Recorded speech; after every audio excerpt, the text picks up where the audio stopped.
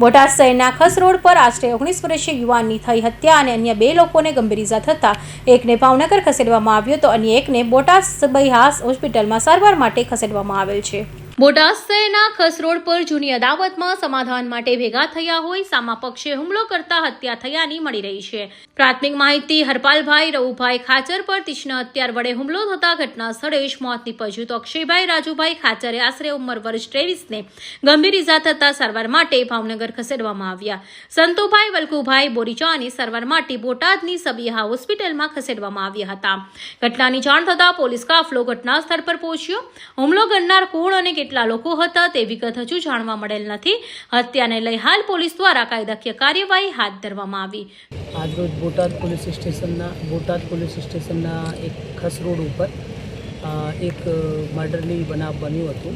એમાં કોઈ એવું વિષય લાગે છે કે કોઈ ઇન્સ્ટાગ્રામ ઉપર કોઈ આઈડીમાં આપણે એ લોકોએ રિક્વેસ્ટ મોકલી હશે, એટલે જે છોકરીના ઉપર રિક્વેસ્ટ મોકલી છે એમના છોકરા, એમના જે ભાઈ છે અને એમના મળતિયા બીજા માણસો છે, એમને આ જે છોકરા જેને રિક્વેસ્ટ મોકલી હતી અને એના જે સાથે બીજા છોકરા હતા એના ઉપર શક હતું, એના ઉપર કાંઈ એ લોકો સમાધાન કરવા ખસ રોડ ઉપર ગયા છે। ત્યાં એ સમાધાનમાં આવેલા ત્યારે એમને એક જે આ બીજા પક્ષના છે એ લોકોએ છરી મારીને એમાં એક માણસનું મર્ડર થયું છે, એક છોકરાનું, અને 2 બીજા ઇન્જર્ડ થયા છે। અત્યારે જે 2 ઇન્જર્ડ છે એ ડૉક્ટરના પ્રાથમિક તપાસના આધારે એટલે એ અત્યારે બંને ડેન્જરના બહાર છે અને એકની ડેથ થઈ છે।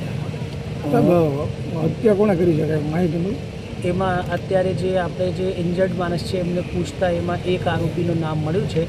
એના સિવાય એ બીજા આરોપી ત્યાં હતા પણ એ એમના નામ જો ઓળખતા નથી, તો આપણે ટ્રાય કરી રહ્યા છે કે બીજા કોણ છે।